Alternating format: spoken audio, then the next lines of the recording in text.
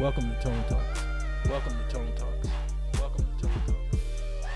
How's everybody doing today? This is Attorney Antonio Moore having a discussion today about something that I see. I've talked about it in the context of the decadent veil. I've written about it in academic papers, but I kind of want to reframe it because I don't think we really understand how crazed it is the way we digest sports. I think that it's a financial sickness that was input into the system post-Reagan by a wealth class trying to grab back the wealth share. We've talked about it and shown before how the wealthy started taking home much less of the wealth to the point where they got down to 7% from 20%, the top 0.1% of families. And the bottom 90 had gotten up to like 35, I think it was like 38%. We backed down and got below 20%.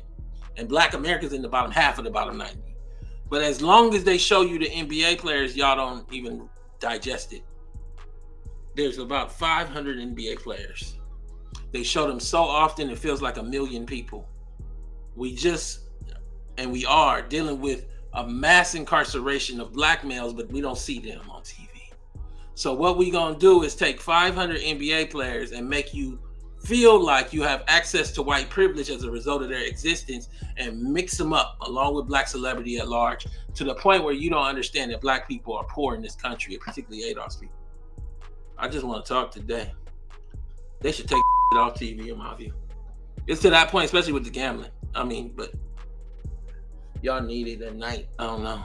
So let's get right into the show. And the show is in context of that discussion and my belief that the current reality of ADOS Black Americans, American descendants of slavery, because other groups, they leave this country. Like I've been to Mexico and it's not the same. The sports is not the same. Not saying they don't have some level, but the poor people ain't running around with no shirt like that. They trying to eat and they trying to survive. I literally was in Tijuana probably a month ago. I've been to Beijing. I've been to Jamaica, I've been to the Bahamas, I've been to Thailand, I've been to so many different places. And one thing I'll say is they ain't worried about no sports the way ADOS are, but ADOS are American, right? And they hyper accelerated that. And in my belief, this is one of the greatest uses of wealth as a means of control over a population that is disenfranchised, oppressed, particularly given that this population comes out of slaves in this country, to control their willingness and need to actually uplift themselves, whether it's through politics or other means. I just want to talk. Y'all keep loving these NBA stars. It's all gambling now, in my view. So, somebody said they're a basketball coach. You might have to check that out. I don't know. I'm not talking about like teaching the kids discipline and everything, but this NBA, I'll show you in a second. It's just going to become gambling. So you got to decide, the guy that did the security for Freeway Rick was selling dope too. How about it? We into it. That's just, the way I see it finally gets clear. I told you I was a decadent veil before the gambling. Well, you'll see now. There are only 580 or so NBA players. And when I say Freeway Rick, I'm talking about Freeway Rick Ross that sold all that crack to the community. Yeah, I'm saying that his security at the crack house, you don't get to be the referee in the league and say, I didn't know they was doing the gambling. Everybody eating off of it. So when your kid lose his life over financial realities, I want to hear he had a choice. I want you to look at Mark Cuban, look at LeBron James, look at the referee, look at the executive at the NBA league selling that on TV and the commercials, and look at yourself for actually pushing that in your home to a 15-year-old that needed you to show him to take it off. So here we are, Gateway. Y'all ain't got no young kids, you don't know. The young babies is gambling, bro. Just talking to one 20-something years old. He said he was going to put 500 up on that Nuggets. What? Middle Black family ain't got $500. Well, so what we're saying is you'll make a life-destructive decision tonight on the Nuggets. And you don't even know it's life-destructive because your parents didn't get it into you what our wealth class is because they didn't know. There are only 580. I don't know if y'all realize, or so NBA players. And in my view, American white capital, this is my view, has taken these 500 players, of which many are Black, I think like 70, 80%, if not more. and spread them via media to cover up the economic struggles of 47 million blacks, of which probably like 40 million are ADOS, American Descendants of Slavery. It is one of the greatest financial covers created by a wealth class in modern history. I'm going to talk about the Romans later in the show. We've seen people oppressed. We've seen people poor. We've seen people struggle more. We've never seen them think they was going to be the oppressor and the wealthiest tomorrow, the way that we see it today. But that's that gambling. That's that decadent veil. That's that NBA. That's that I'm going to buy my mama a house bullshit. So here we are. And somebody will get real close to the picture, like where they only see the blue dots, like when you drawing like you Picasso, and say, Tone, you saying he shouldn't buy his mama a house? I ain't got time for you. One of the problems is that this group, and I'm not saying this in any disrespect to someone that didn't go to college, maybe opportunities didn't avail itself for you, but there is a lack of reading comprehension and language comprehension that severely limits many of these discussions. And I think a lot of people need to just listen, maybe take some notes, and just don't give me no opinion about whether I say somebody is okay to buy his mama house. I believe money flow down anyway, though, just like most everybody does that's living in a functional first world America.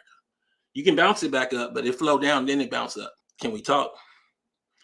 So you would think there are 1 million NBA players the way they are omnipresent in American consciousness. I don't care if it's Thanksgiving dinner.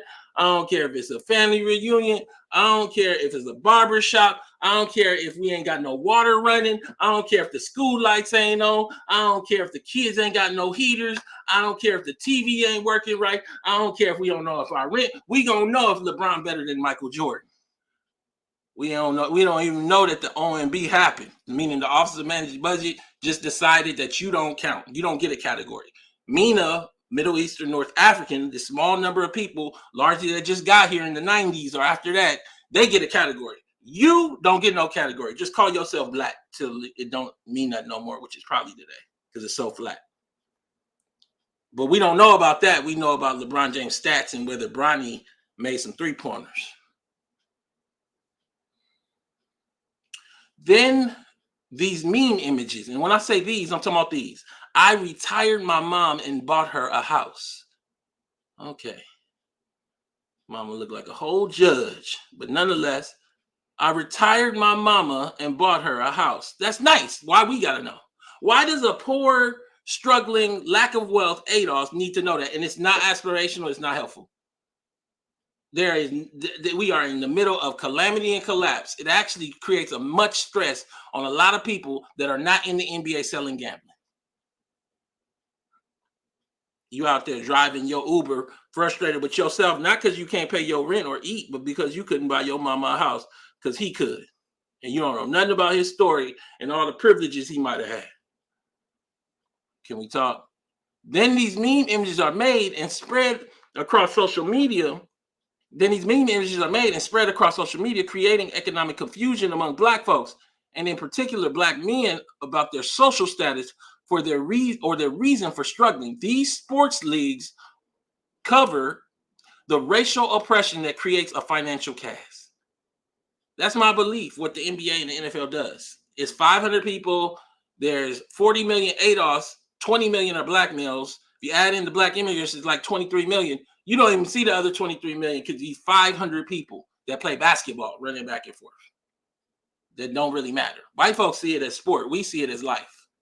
Whether you want to digest it or not, whether you call it a generalization, I want to talk today because you see the same thing here with Serena. Serena Williams made more than $94.8 million in prize money during her career. Understand again, only 5% of African-American households back in 2018 was these numbers about the same, had a net worth, not liquid, net worth of more than $350,000. So you just show it to them fast through the 3-card Monty and they don't know the difference. I want to talk. But this is capitalism again at play.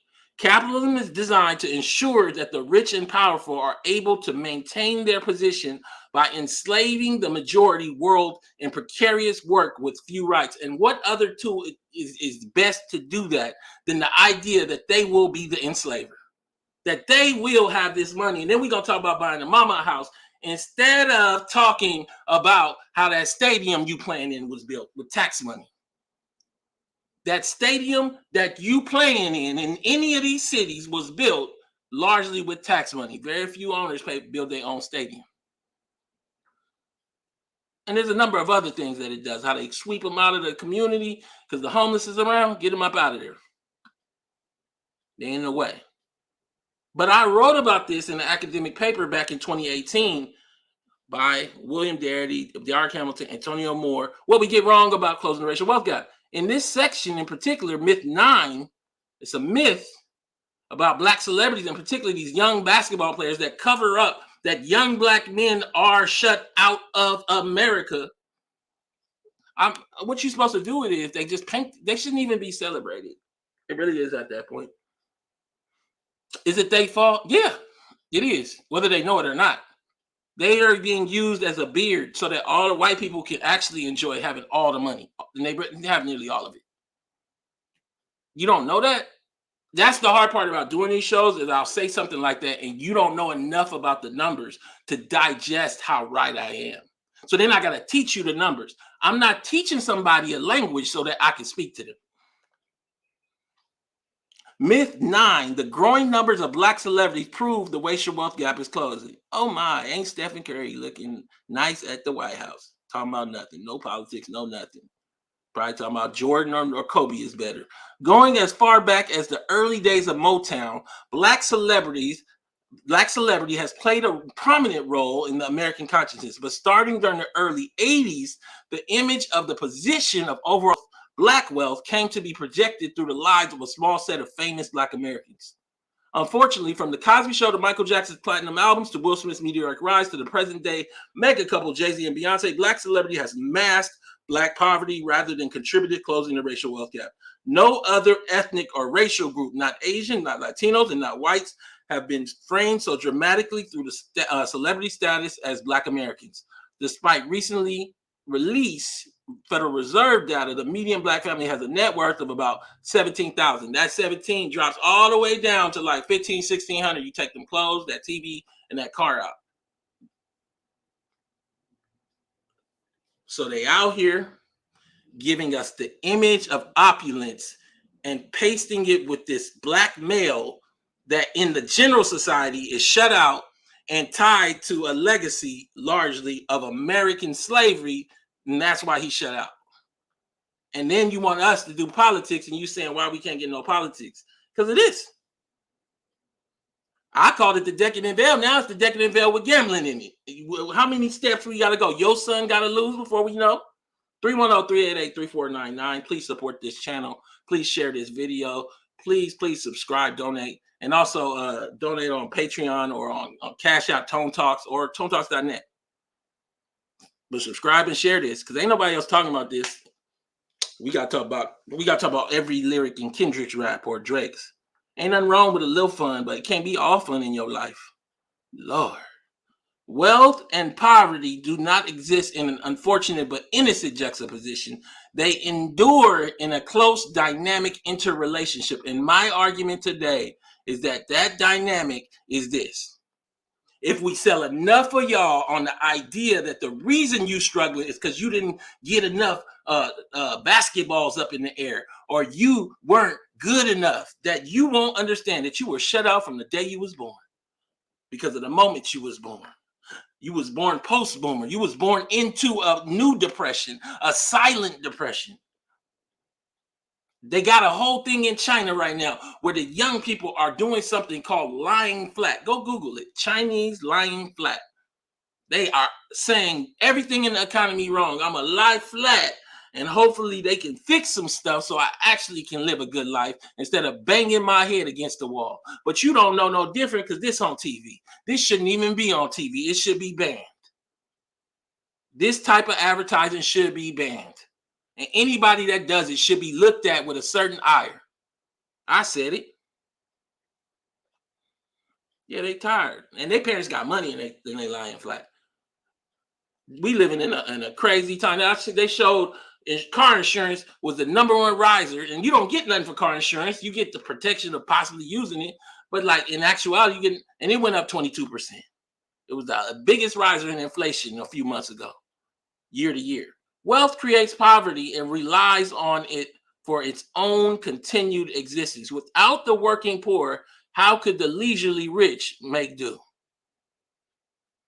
That's the context of this show. 310-388-3499. I want to hear from you.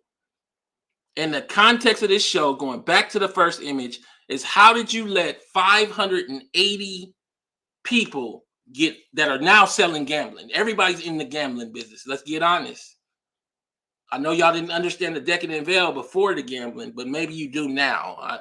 Maybe now you understand. Y'all, we gonna wait till it's your son or your brother.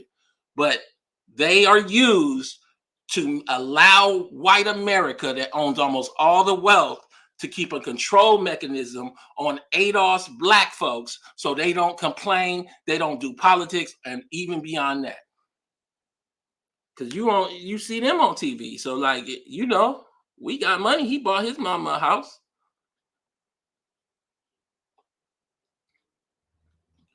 You don't even understand. It should be the way they show the NBA players, it should be like 1 million of them in America. It's 500 people. It's sorry because y'all don't know numbers. I just told you that there might be 25 million black males, including the black immigrants. And what you would say back is, what's wrong? I don't know how to tell you. 500 people means they should be infinitesimally small. They have used the television box to create a new dynamic of post-racialism where we got all our reparations, and you accepted it. And you gonna buy your mama a house. That's what you tell yourself every morning. And you a failure for not doing it. I don't tell myself that.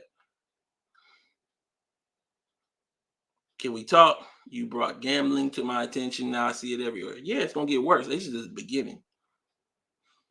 Yeah, because they built ADOS people backward now. Because I believe we're the most American Americans because we don't have a counterculture. So now what's happening is that ADOS people, the thread that drives them is actually against their own interests. They are driven by a capitalistic, grifter-esque idea of themselves that goes against the reality of their social position, which is extremely poor. It's pure craze. You should ask Joe Budden why he's pushing Prize Picks. Huh? Talk about it. Ain't that on his show? Got that gambling. Shannon got the DraftKings. Joe Budden got the Prize Picks. Gilbert Arenas got the Underdog Fantasy. Ain't nobody saying nothing. And y'all all watching. All this damn 90s gossip that Shannon Sharp got on there. Then he gonna come on like he enlightened with the Shaquille O'Neal. You sell gambling, bro, or you promote it. Let me say that. You promote gambling on your show, your club, Shay Shay. I want to hear an uplift from you. Get down there in the dirt. The new era I wrote the piece in 2013 and told you that this was coming. I tried to prepare you. I remember what people told me because at that time Obama was in office and he told you through his presence that you too could be special, but didn't tell you about the $500,000 he got from his white grandmama and didn't make it clear to you the consequence of you having all four of them ADOS grandparents. The new era that has arrived brings us back to a time where what you will become is based not on how much Chase will loan you without collateral, but rather what your grandfather left you so many years ago. This reality makes our personal family history more important than ever. 2013, that's what I said. Black America as sets of families needs to watch the full Century of Self documentary. Go watch that documentary. In it, they talk about Bernice and how they use psychology to create the department store, how they use celebrity with, I believe, Woodrow Wilson to actually make him more acceptable and palatable to a population, how they had to get people to buy new cars. You don't think that they not putting out these stories right here to control you, to convince you of an access that we don't have? Come on, man. I just want to talk about it today. Black folks have nearly none of the wealth in the country, and y'all out here playing. How American oligarchs created the concept of race to divide and conquer the poor. You might as well say how American oligarchs created the new concept of wealth and wealth access to divide and conquer the poor. And the tools and mechanisms don't look like traditional. They're not a whip. They're not a chain. It's the carrot. It's the NBA and the NFL, and it's plastered everywhere and show these young men. But you don't never ask, well, then where they making the money from? How did they pay for that stadium? Who owned the team? The Devos, the ones that did the charter school, the Republicans, the one that was in Trump's cabinet on the Orlando Magic. All right. So, how American oligarchs created the concept of race to divide and conquer the poor. I'm not going to read this whole piece because it's kind of a different show, but the context is things don't happen by accident. Think about this. If they on these NBA teams got metrics to figure out how many times they dribble left and shoot a jump shot, you don't think that they done planned out how they going to use this gambling to control young black men in particular and young black families? You think that they accidentally letting this fall? They didn't know what to do when we came with American descendant of slavery. Now they said that y'all so muted, we ain't got to do nothing. They're going to let their kids walk off the plank. Somebody asked, what's the name of the documentary? Again, I will show it to you. You can go to YouTube. It is called Century of Self. I believe it's almost 4 hours long. I have some short clips on my Twitter to get you interested, but it shows how they built America. One of the things that happened is World War I, I believe. The men came home and they were ready to kill people. They had to rewire them to be able to not be violent, and they used certain psychological tricks that they brought. They brought the psychologist in, Freud, I believe, and his daughter. Another thing is the diamonds are a girl's best friend. There was no diamond ring. They got into the men's ego. Come on. They got into the men's ego, and then as a result got to the women, and now it's become normal. There's so many things in there. But I'm telling you now, this is going to be big. Come on. 310-388-3499. I want to hear from you. How many people know that Mark Cuban sold the Dallas Mavericks that be on TV to some casinos, casino owners? Because he's trying to make a play into these teams going to have stadiums with casinos in them. That's the play. That's the long-term play. I'll read it to you. Mark Cuban's big wager on gambling in Texas faces long odds in the Texas Senate. Can the Mavs' new Las Vegas owners' deep pockets overcome conservative Texas senators' opposition to gambling? See, there's certain things that government has to step in and say, we do not allow it. Cigarettes, alcohol. How about gambling?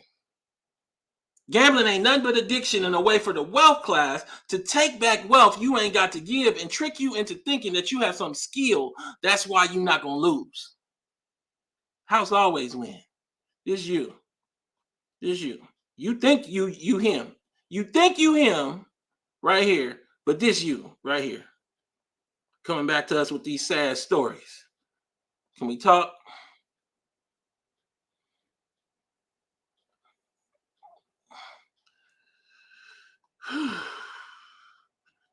I need to talk about it. Oh, man. These people are about to be the richest generation ever through inheritance. These white folk that are your contemporaries, and you think that you're going to be out here playing, letting the NBA create a cover up through the decadent veil, and you're going to be all right. Kids just as crazy because that's all they grew up on. Mark Cuban and the Alston family, who owns the casinos, push for the Texas gambling. Dallas Mavericks owner Mark Cuban, a longtime proponent of sports betting, has bigger dreams for gambling in Texas. In 2022, Cuban publicly floated an idea of partnering with Las Vegas Sands organization to build a casino resort in the Dallas area that included a sports arena. Can we talk? Can we see it? I talked about it.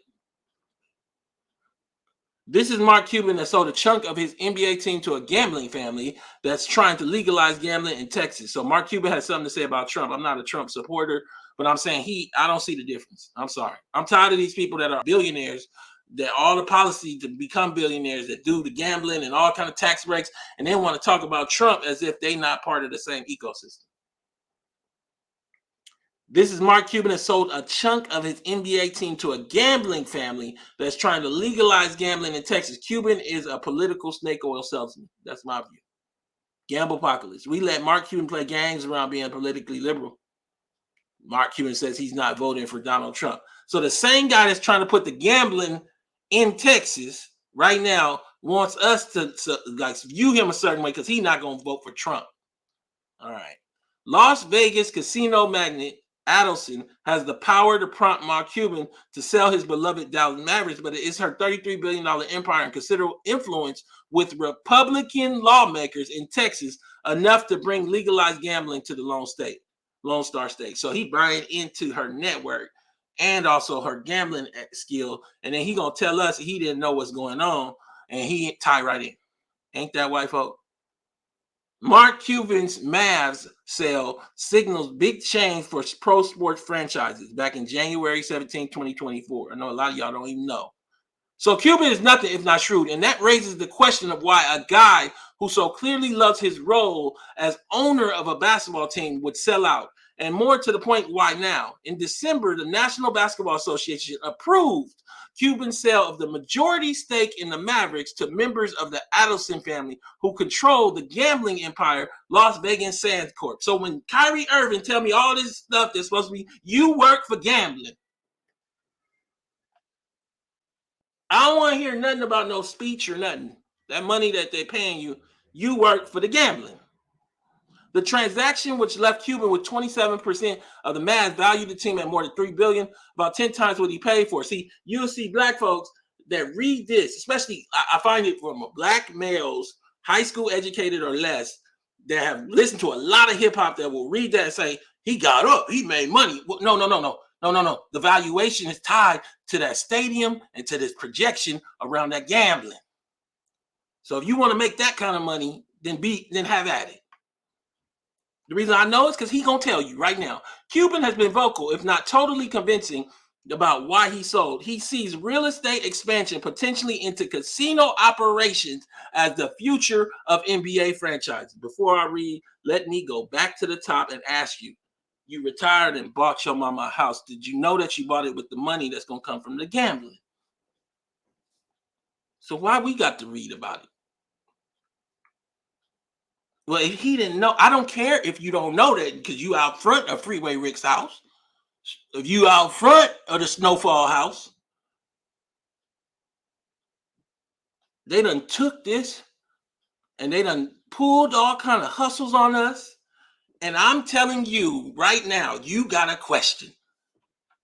Everybody says, what can they change? They can't change nothing. You got to ask yourself, should this trash be in your house now? Especially if you got young children. You know, I say young, I'm talking 15, 17, 22. And if you leave it in your house, I just don't want you, don't ask me like why your son is the way he is. You didn't do the work. Look at this.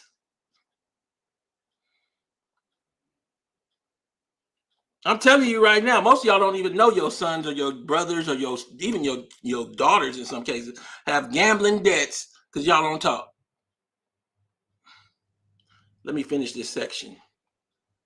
But given Cuban's spooky good timing in the past, he didn't just sell out to Yahoo. He hedged his stake and avoided losing it. But again, he said, they're not basketball people. I'm not real estate people. That's why I did it. Sold to the Adelsons and gambling. Is Mark Cuban betting on legalized gambling? New Mavs owner buy land in Irving, Dallas. So the Las Vegas Sands Court bought 100 acres for $22 million. Can we get the tax money to help us build that stadium? We're going to get the tax money. We're going to get the tax money from your payroll to build the stadium, and then we're going to show you the little app. And then we're going to take the rest of your payroll through the gambling.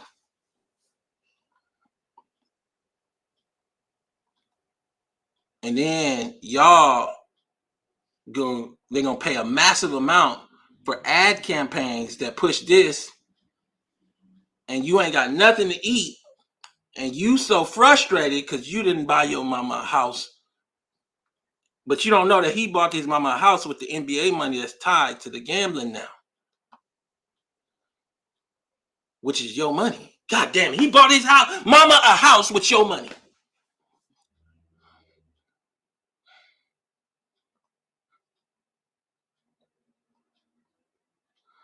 He took half a penny from you, a quarter penny from you, 10 cents from you, put that together. Come on. I believe, in my opinion, the sports leagues will now be a gateway into gambling, and you guys will have to answer a question of whether it should be around you. It is that bad. We are on the precipice, if not in the first phase of a gamble apocalypse. But they told you love LeBron because he got that school with all them white people running it. Or he might change that. You remember initially the whole board, I showed it? Whatever. But they talking about it on forums. See, while we watching the reality shows and playing around, they talking about it on forums. Listen to this forum from 2012. These white folks talking. The greatest trick the ruling class in the U.S. ever pulled was convincing everyone else, especially those who suffer the most from the current system, that they're not poor and they're not an underclass. They're temporarily embarrassed millionaires. Ain't that ADOS? Ain't that black folk? When I was working in Italy, I would sometimes listen to U.S. Forces radio station on my drive in each morning, and the success story propaganda was fascinating. Every so often, there would be a completely irrelevant and disconnected 60-second summary of some lucky chap who did really well in business with an undertone that all you needed was to work hard and you'd become a millionaire. Ain't that what Boyce teaching? It's better. It's a better way of thinking. This is what a lot of the people say. The black males I was talking about earlier that oftentimes don't know what they're talking about. It's a better way of thinking than I'm poor. I don't think I stand a chance. Even if even if people don't become rich or successful, they still feel better about themselves. Do they really? Does the Uber driver that can't afford to eat feel better about himself reading this or seeing this or seeing this? I think he feels like a total fucking failure. And what he doesn't understand is you was born to fail. So awfully fail. They did no politics. They did nothing to anchor you. They created subgroups. They created feminism and then said, we're going to get the white women. We're supposed to go to the black men because they women and they struggle more. Wait, but their grandparent is going to leave them inheritance. And you a black dude that ain't got nothing coming. Possibly some incarceration. I just want to talk. Let me read the rest of this. So the response killed him. Is it still a good thing if it convinces the poor to not act in their self-interest by not advocating for change? Or if we agree the American dream is fallacy, then is the only purpose of it to keep the rich from being guillotined? Woo! I'm not sure what I think of the American dream or even what it means, but I find the idea of lying to the disenfranchised so they can feel better about themselves condescending. Again, the chart shows they took back all the wealth. You got all the dreams like you living in 1990 or 1986, you in 2024, baby. And oftentimes, many of you don't have an education, don't have a career, sitting up here talking about businesses. I watched a whole girl talk about Turo the other day and how it failed because it was supposed to fail. Come on YouTube. I'm not sure about that. The trouble is if you flip it around, you end up saying people are poor because of their own failings. Modern society looks down on poor people, labeling them as losers when they are really a product of unfortunate circumstances. Unfortunate because they had no books in their house. Unfortunate because they were surrounded by a family who derided learning. Unfortunate, let's go deeper, because they were born in a post-Reagan, post-Obama, post-Trump America, where the boomers were self-interested and created all policy to support their retirements. Can I get to it? Without the family card, black wealth barely exists. Antonio Moore and Matt Brunig. And I showed median black wealth drops to $4,000 if you exclude the vehicles. You take out them clothes and them TVs, it dropped to like $1,700. When we exclude the family card, we get a somewhat different wealth narrative than the one being told across media platforms nationally. Without the family card, the middle black family has a net worth of $4,160. Lord, but y'all celebrating this. 310-388-3499. How many people in the chat seen this? I had to go in there and get the number one comment because I don't even know what y'all talking about. How many people in the chat seen this? All this is more of this right here. There was a lot of comments in there that didn't even deal with the most basic part of it.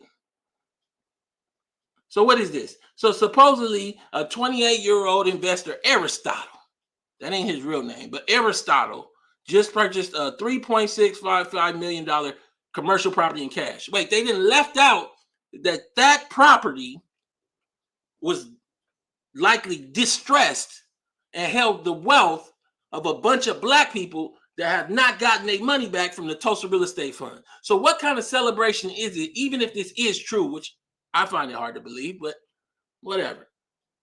Even if this is true, this man sitting on this roof for whatever reason, I don't even know, bought this building distressed that holds the wealth of many, many black people that have questions. He plans to make a community center to teach financial literacy to kids, teens, and adults in the metro Atlanta area. All right. So he gonna teach at the building that he bought, likely distressed, that has all the black people's wealth that got questions.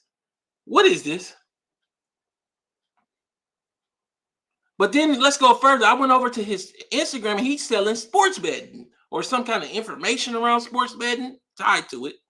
Just craziness all the way around. Again, gambling will tear a hole through the black community, and you're going to teach financial literacy while selling the gambling.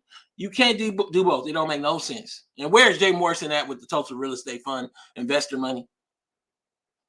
You can't sell the gambling, buy the black building that has all the black people's money that got questions with the gambling money, and then tell us you're going to go inside and teach financial literacy to their kids.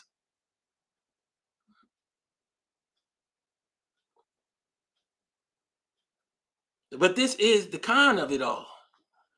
To display black people, in particular black men, that largely are very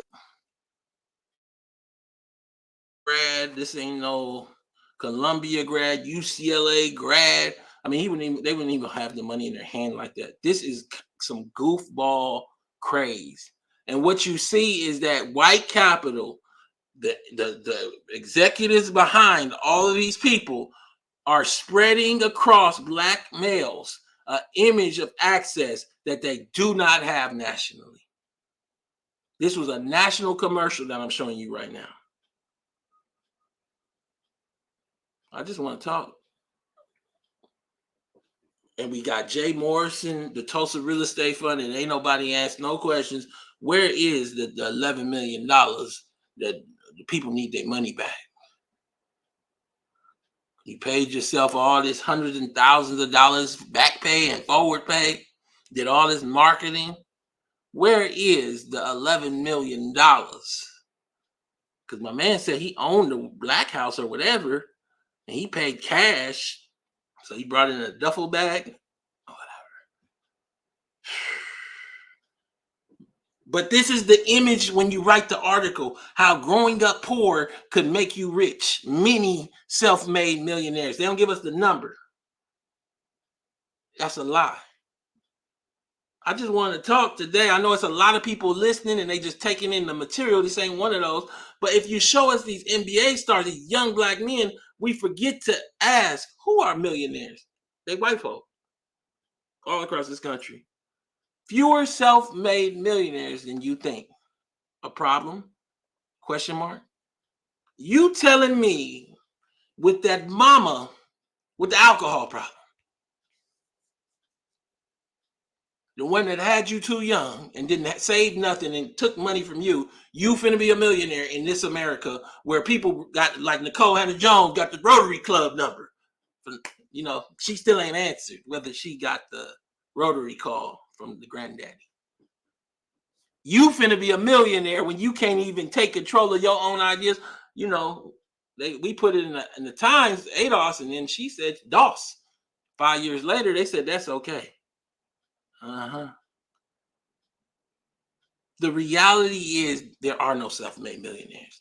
Whether it come through inheritance or whether it come through the privilege of cause and protection, the people that are becoming rich are being made rich by their familial and their communal structure, and those are largely all white folk. But we don't know because they give us this. 580 NBA players covering up the reality of all these black folk largely ain't got no. How many of y'all know black people ain't got no clear math on next month? Just a working poor. Can we talk? People say again, Tone, you generalizing, and I say you're talking to the wrong person. You absolutely are talking to the wrong person. Again, I wrote this article. I pull the Federal Reserve data all the time. I pull it quarterly. So I know. I'm not joking. I'm not talking about it like in general based on one person I know. No.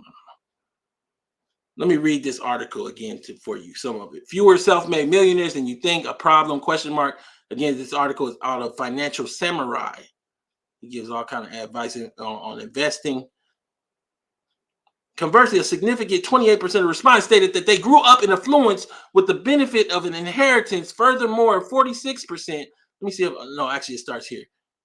Here's a Bank of America private bank survey of wealthy Americans that gives us some fascinating data about self-made millionaires and what the wealthy do. According to the Bank of America, wealthy is defined as having $3 million in investable assets or more. Investable assets are assets outside your primary residence. Okay, so if we know that before we go forward, and then we also know only, according to Citibank a few years ago, only 5% of African American households had a net worth of more than $350,000, and that was largely their home. There are no wealthy African Americans. We don't know that there aren't because of this. We can't even have a discussion because you don't know who you are. You telling me that you Usain Bolt, and when I look at you, you Octavia Butler. Ain't that the lady from Precious? You looking in the mirror seeing a whole different thing because of this. Citibank tell us only 5% of black households break $350,000 in net worth, and that's their house. There are literally nearly no black people that have over $1 million liquid, let alone 3. It might be less than 1,000 people. We talking about 50 million blacks, and that 1,000 might be 500 black immigrant because they made it outside of this country. This country was not structured. See, when you deal with the black immigrants, they'll be doing export imports. They'll be doing commodities. They'll be doing real stuff. Black folks in this country at the highest are basically owners of entertainment in some form at the lowest level. At the highest. We're looking at basketball players and actually thinking that they've achieved great things. Play basketball. I want to talk about it. But let me read the rest of this because this was actually a good article to frame things. So I just gave you 5% of black families break 350 net. That's their house. And what this man defines wealthy is defined as having $3 million in investable assets or more. Investable assets are assets outside your primary residence. At a 4% rate of return, $3 million would generate $120,000 in passive income, just sitting it in a. So you can make that $120,000 sitting it in a cash savings account. That's how they living, man. They have $3 million and then they don't even put in no stocks and no bonds, guaranteed. Just making cash. Get back to the show. Okay, so again, making $120,000 in passive investment income. The definition of wealth can be somewhat arbitrary depending on factors such as personal desires, cost of living, health, and household size. However, for the most part, I believe anything above $1 million in investable assets is considered wealthy in America with a paid-off home, $1 million in investments, and some passive income. Lord, ain't no black people. Okay, boomers are the wealthiest. To nobody's surprise, the boomer generation had the largest percentage of wealthy individuals at 62%, followed by my generation, Generation X, at 20%. So they got all the wealth, people above the age of like 50 years old. All right. It's not been like that. That's not even normal.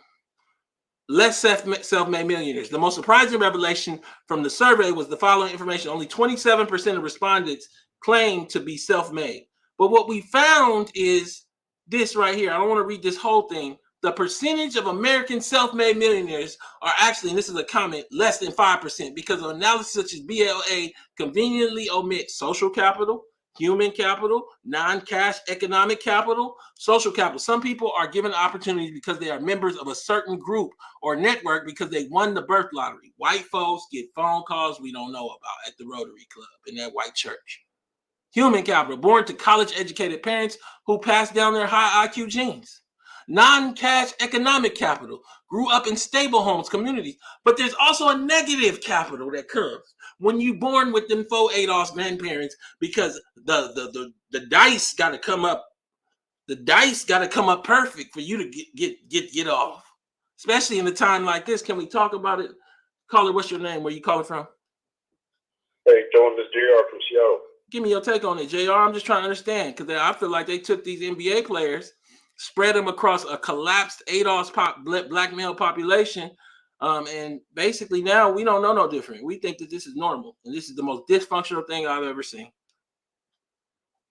I totally agree. Because one of the issues that I had, first off, I'm in Seattle. I'm a software engineer, and I, grew up in a small town in a small state. But long story short, I went off to the military at a very early age. But I also had a buddy that, went to school, did the thing, HBCU thing, and we all played, sports in high school. But one of the issues is, like you said, it was a targeted social engineering campaign to where you had black males in particular who are just targeted, who are just the way we interact with each other or whatever, with this gambling. And I just had to reflect whenever you heard the show broadcast about the gambling wave and how this is going to affect families. And I see that, I don't want to say a class divide, but you kind of see that achievement gap whenever you're talking about someone who, much more educated than me. Now you're talking about someone who doesn't have access to the economy, and that's going to affect his children versus my children. We're in two different states because of those choices. I wasn't the best athlete. I kind of stayed away from that stuff, and I just kind of tried to focus on books and just doing my thing. And it just hurts, man. It hurts because let me jump in here. I'm gonna jump in here because somebody said something. We're gonna have to reframe some things now. Because somebody said rap is dead, so forget that. You're not gonna. So now let's talk about go to the league. That was the whole thing from basically this late 70s all the way till recently. Yeah, now it's not go to the league, become a pitch man for gambling. That's just my view, my opinion, and it's just you don't get to go to the league and not get that tag. You a pitch man for gambling. So that's exactly what it is. Yeah, that's exactly what it is. Because I'm on the technology side of all of this, right? With the computing and all the software engineering and stuff. So I see the actual money. So like you said, it's just an advertisement for the real game. Because the real game might make $1 million in advertisements. However, the real game, which is the gambling, which is guys who don't even have to watch the game with all these microtransactions, you're talking to infinite levels. Then you're talking about margins with loans on these guys gambling. Now you have a much more captive and a longer life cycle for this audience, to where you got guys who are just, they don't even watch the game, they're just playing and betting on free throws. It could be you win $5, but then now you're talking about a 5-leg parlay to try to win $1,000 off of just frivolous and infinite transactions. It's pretty crazy. Yeah, man. I appreciate you calling. Thank you so much. So look, man, I'm gonna keep going here. I think for a lot of people, there's a lot of struggles going on because y'all need this man sitting on the edge of this roof with these damn church shoes. Y'all need this man to be real. Whatever you got on, sandals, church shoes. Hope you ain't got no sandals on. Hit somebody in the head. Look, get off that roof, boy. What are we talking about? And figure out where everybody money at with this damn building. I ain't saying he involved with that, but this man is. Where he been?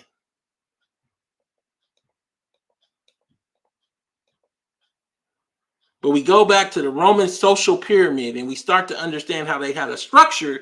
And I'm not saying that caste are good, but what's happened here is they make us feel like there isn't a structure when there is. So in the Roman, they had the emperor, they had the army, they had the wealthy, they had the commoners, they had the freedmen, they had the slaves.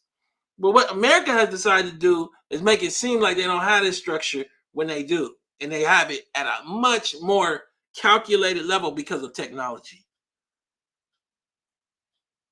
What are the 7 levels of social class in ancient Rome? At any time in Roman history, Romans knew with certainty that they belonged to a specific social class.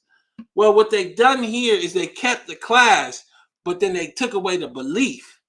So they kept the class, and almost all the men don't have no money, but they've infused in them a belief and an idea of achievement that one, they likely will never have in their life.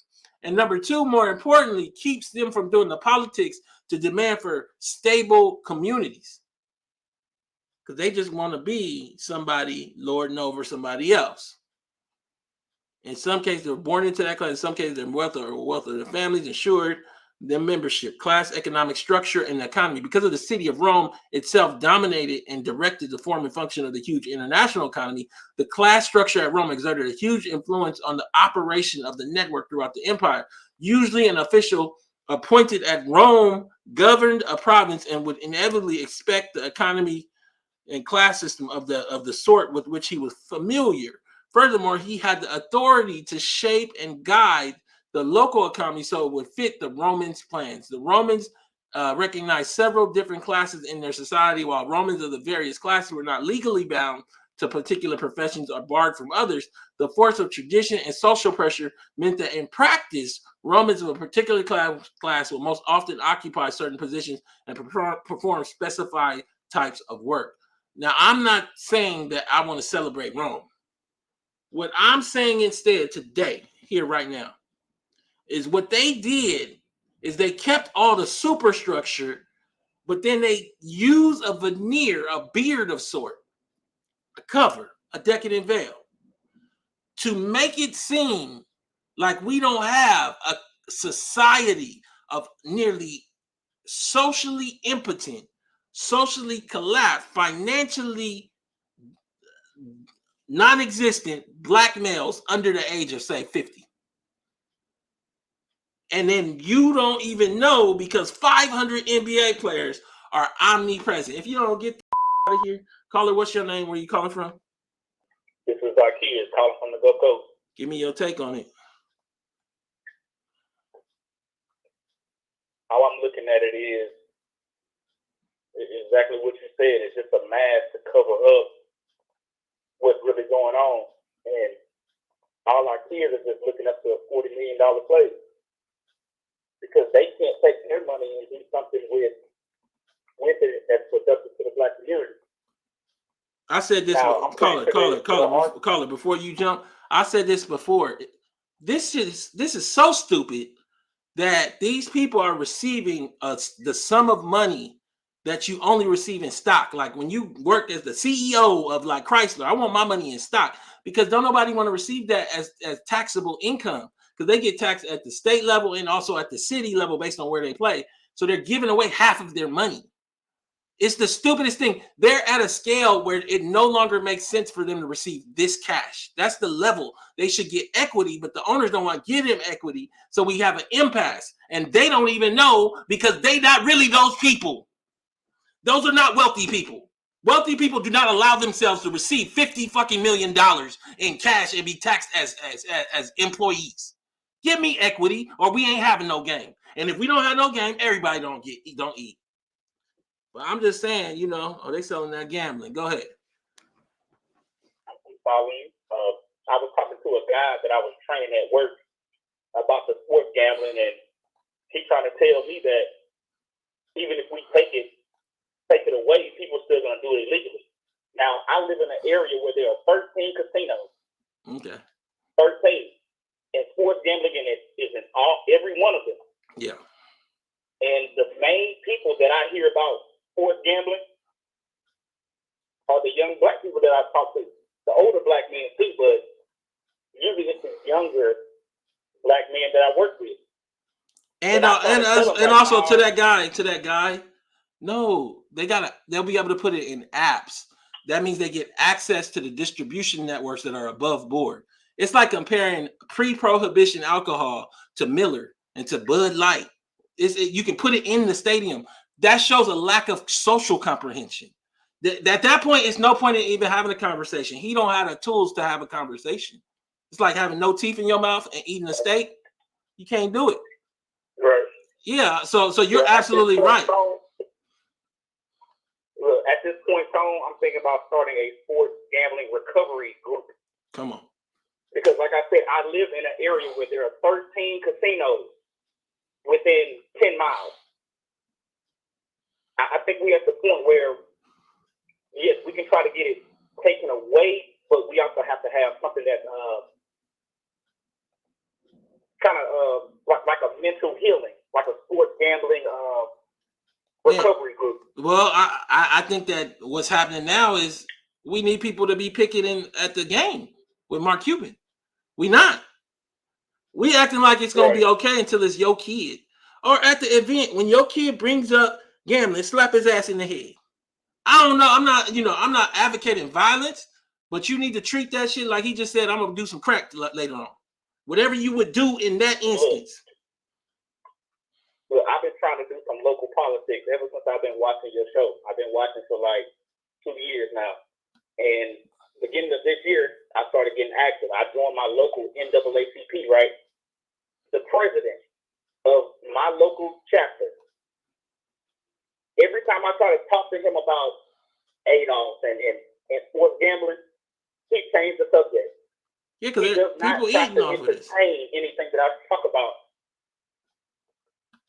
And people eating off of this, and they got to make a choice now. I mean, everybody, you don't get to not choose. All I'm saying now is that these athletes now will become, in my view, advertisement for gambling. Just like Diddy was advertisement for his alcohol, that's where we're going. So, like, it's no more playing games. I told you before the gambling, this was a decadent veil. But after it, it's just a cover and a beard to get people to gamble and get their money back. You already give your money to the stadium through the taxes, so now they want the rest of the money. I don't know if everybody. Let me let you go. I got a full queue. Thank you so much, caller. Wonderful call. Caller, what's your name? Where you calling from? Hey, Cone, I got through again. Yeah. Hey, I was looking at that slide, the slide that you had about how most wealth was not the bootstrap. Most of it was indeed handed down, and then you talked about the caste system. Mm-hmm. And that's something that a lot of people, even that go to church, don't really talk about. The caste system was in the Bible. If your family was in a low class, there was nothing you could do to get out of that class. And we still pause. And it's still that way. The new mechanism. Let me tell y'all. Right. Let me tell y'all a little story. Very short. In India, the British occupied India. Eventually, they just pulled the troops out. And the Indians still acted the same because they had been there so long. They had broken the people. What I'm saying to you is we have a similar mechanism here now, where these control mechanisms were not accidentally put here, in my view. And now they are turning the dial, and you got to ask yourself, can it even be in your house? And I don't think many of you have the equipment to ask that question. I don't know what you're going to do, but you better figure it out. This can't be in your house. Even in India, the caste system in India still exists. But most people don't, they don't understand that. And even as Black people, we keep pretending that we have access to all these things. They're pretending. Yeah. But none of us have the ability to make a call and get someone hired, make a call and get a referral.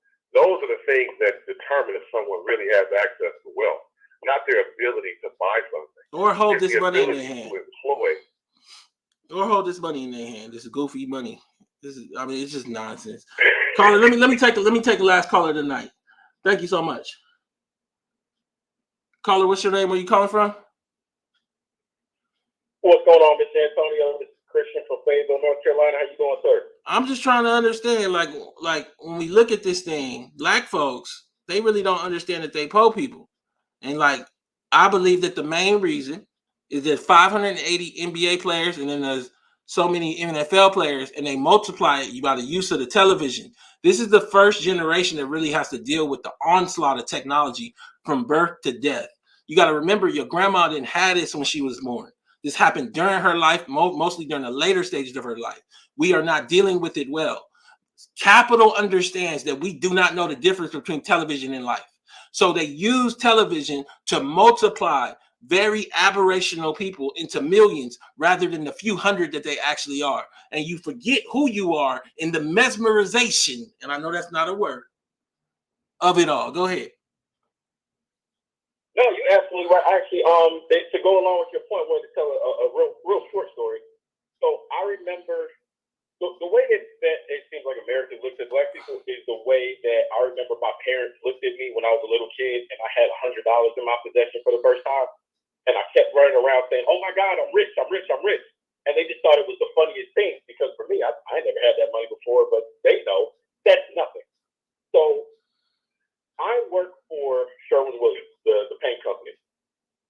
In February, every year we have a sales conference. And during this conference, Sherwin-Williams was talking about, and this can be looked up, I believe the Arizona State, they did a study on the buying power of the Latino community. It's $2.3 trillion with a T. Reason I mention that is Sherwin-Williams is now putting resources, initiatives, manpower to go after this new market. As somebody who is personally a territory manager with Sherwin-Williams, I can tell you, all of my biggest customers that buy the most expensive paints, the high quality products that's getting the most revenue and the most regular job opportunities are white folks, Latinos, and even some Native Americans. When I try to get my people to buy the premium products, they don't have the money for it. When I try to get them to buy more regularly with me, they don't have the money for it. Corporations know that we don't have it. We are, as a people, the little children running around with $100 saying that we're rich because one or two people got a little something and we don't really know what it is that we're up against. We got and they don't, and the something is key because if it comes from the gambling, because now it gets clear. I used to just tell y'all the Deccan Veil, if the money is going to be tied to the gambling, it shouldn't count as money no more. That's what my larger argument as well. So my first argument in this show is to say, when you have 500 people, they shouldn't even count. You shouldn't even, they should, but we can't because they keep putting them on TV. They shouldn't even be like viewed in the context of like black wealth, but they so omnipresent and black people elevate that. I don't know. It's like a social craze. But then also, if the money now is tied to gambling, and we see that with what Mark Cuban has going on, we see that with the leagues, with ESPN bets, and ESPN then has a deal with the NBA, and the NBA then does the contracts for the TV, and then they break up the money and they give it to the teams, they give it to the players. The money comes from the gambling again there now. So then it shouldn't even count when you look at it. It's like we didn't get no credit to the dope dealers for having money because we shouldn't. Selling goddamn dope. I'm saying to you, it's time to change it all. And you can change it today or tomorrow because it's going to change. This is the gateway to a new America. Any last thing you want to say to the audience? Absolutely. I just wanted to add that, when white people know that you get wealth, they will put a stop to it by any means necessary. When I got my job, I had it for about 2 years, saved up enough to get my first house. There was so much equity in the house that the bank said that there was a suspicious amount of equity and had my wife and I write a letter to explain that we weren't doing anything shady. And they changed my closing date and everything else. The reason I say that is when we actually do things that are worth something, they know when to put a stop to it. All this gambling, all the Forex, all the stocks and everything else, they're not stopping it because we're not getting anything that's worth taking. That's all I got to say. I appreciate your work, sir. Thank you so much.